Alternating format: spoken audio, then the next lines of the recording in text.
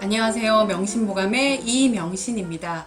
오늘은 1인 가구 2탄입니다. 지난 에피소드에서 50대 독거남 고독사 문제를 다뤘는데요. 오늘은 2030 청년 주거 문제와 이에 대한 대안으로서 사회주택에 대해 얘기해 보려고 합니다.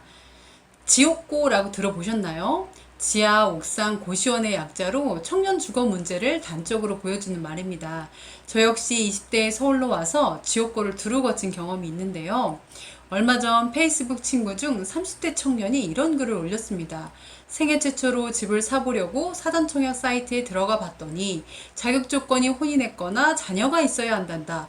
결혼하지 않으면 공공주택을 내놓지 않겠다고 국가가 대놓고 협박한다. 대한민국은 민주공화국인데 이제 국민의 4대 의무에 혼인의 의무라도 명시해야 할 판이다. 정부의 주택 공급 정책이 신혼부부 중심으로 되어 있어 혼자 사는 청년들은 정책에서 더 소외되어 있는 문제를 토로하고 있었습니다. 청년 주거 문제, 과연 대안은 없는 걸까요? 집은 편안하게 쉴 수 있는 가장 기본적인 삶의 공간입니다. 집은 사람에게 가장 기본적인 인권이다. 2018년 3월 문재인 대통령이 발의한 헌법 개정안에서는 주거권을 헌법상 국민의 권리로 명문화했습니다. 즉 주거 안정을 위한 국가의 책임과 의무를 선언한 것이죠. 서울에 사는 청년의 경우 대학과 취업 등의 이유로 타 지역에서 서울로 온 경우가 많습니다. 서울의 청년 1인 가구는 2020년 62만 명으로 지난 5년 사이 10만 명가량 급격히 증가했습니다. 서울 1인 청년 가구의 주거 빈곤율은 37.2%로 전국 1인 청년 가구의 주거 빈곤율 22.6%보다도 월등히 높습니다.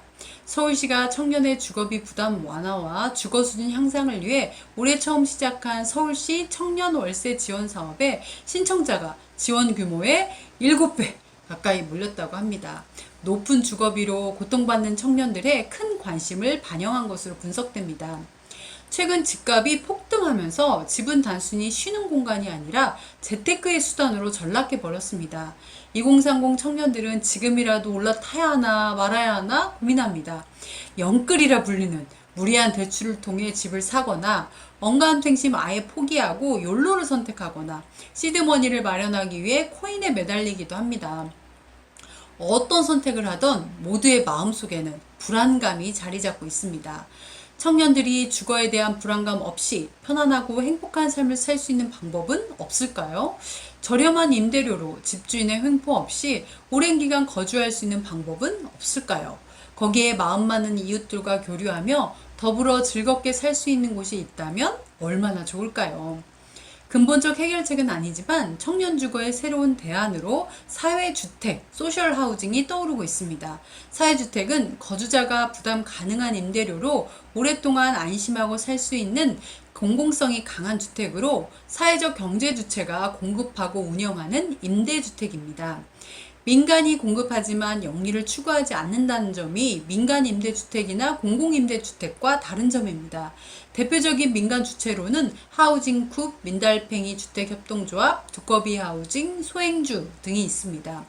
이 중 민달팽이 주택협동조합은 청년 주거 문제를 청년들이 스스로 해결하게 만든 협동조합입니다. 청년 주거 불안정을 해소하고 보편적 주거권에 의거한 대안적 공동체를 꿈꾸는 오지라퍼들입니다. 현재 LH 사회적 주택 5곳, SH 사회적 주택 3곳을 운영 중입니다.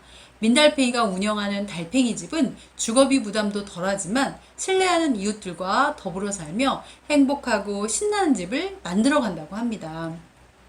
사실 우리나라는 임대주택에 대한 시선이 좋지 않습니다. 유럽에서 사회주택은 시민 누구에게나 사랑받는 주택이라고 합니다. 사회주택이 활성화된 유럽 국가는 20세기 초에 산업화로 인한 주택 부족, 주거환경 악화, 주거비 상승 등의 문제를 해결할 목적으로 사회주택이 공급되기 시작했습니다. 정부나 비영리단체 또는 민간 영역 등 다양한 주체를 중심으로 사회주택 공급이 활성화됐습니다. 네덜란드와 영국은 사회주택으로 지칭하고 있으나 오스트리아는 이윤을 제한하는 주택, 국민주택, 덴마크는 공동주택, 비영리주택, 프랑스는 저렴 임대주택으로 부릅니다. 나라별로 명칭은 다르지만 공통된 특징이 있습니다. 사회적 임대에 의한 소유, 임대료가 저렴하거나 부담 가능하고 시장 가격 이하로 공급된다는 것입니다. 국제협력개발기구 OECD 2016년 통계에 따르면 사회주택이 가장 활성화되었다고 볼 수 있는 네덜란드는 총 가구 중에서 약 34%가 사회주택에 거주하고 있다고 합니다. 오스트리아 26%, 덴마크 22%, 프랑스 19%, 영국 18% 순으로 사회주택 비중이 높은 상황입니다. 덴마크의 수도 코펜하겐에는 30에서 40년 장기 임대로 운영되는 협동조합형 주택들을 볼 수 있습니다. 집은 사는 것, 바이가 아니라 사는 곳, 리브여야 한다는 말처럼 주택에 대한 부담만 덜어도 청년들의 삶이 훨씬 윤택해질 것 같습니다.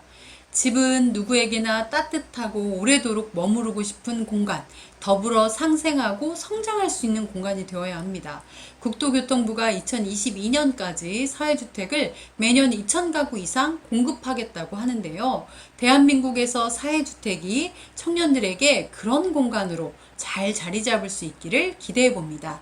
청년이 행복해야 대한민국의 미래가 행복합니다. 감사합니다.